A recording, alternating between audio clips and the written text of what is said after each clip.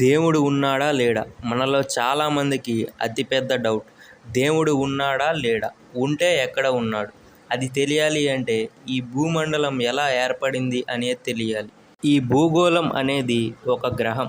ఈ భూగ్రహం నిండా నీరు మాత్రమే ఉండేది.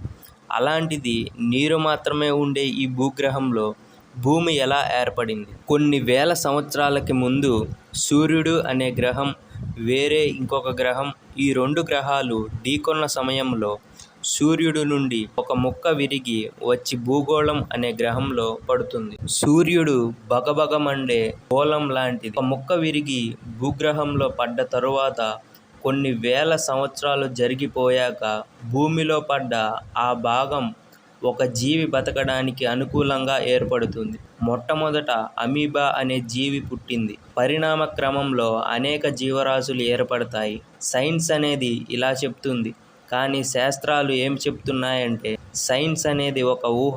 ఈ భూగ్రహాన్ని, జీవులని సృష్టించింది దేవుడు అని శాస్త్రాలు చెబుతున్నాయి. వీటికి జవాబుగా ఒక సైంటిస్ట్ దేవుడు ఉన్నాడా అన్న దానికన్నా ముందు అసలు మనిషికి ఇంత జ్ఞానం ఎలా ఉంది?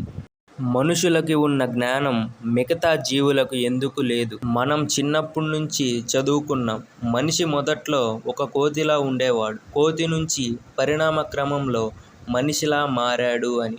వాళ్ళనే ఆది మానవులు అని చదువుకున్నాం. మనుషులకే ఇంత జ్ఞానం, జంతువులకి జ్ఞానం ఎందుకు లేదు? ఏ జీవి అయితే ఆకాశానికి నిటారుగా నిలబడుతుందో వాటికి జ్ఞానం ఉంటుంది. ఏ జీవి అయితే భూమికి తల దగ్గరికి ఉంటుందో వాటికి జ్ఞానం ఉండదు. జ్ఞానం ఉండదు అంటే అర్థం తెలివితేటలు కొంచెం తక్కువగా ఉంటాయని. మానవుడితో పోలిస్తే మిగతా జీవులకు జ్ఞానం అనేది చాలా తక్కువగా ఉంటుంది. ఎందుకు అంటే అవి తలను నిటారుగా ఉంచలేవు కాబట్టి. అయితే అసలు దేవుడు ఉన్నాడా లేడా అనేదానికి సరైన రీసెర్చ్ లేదు. కానీ నాస్తికులు నమ్మే దేవుడు మాత్రం ప్రకృతి.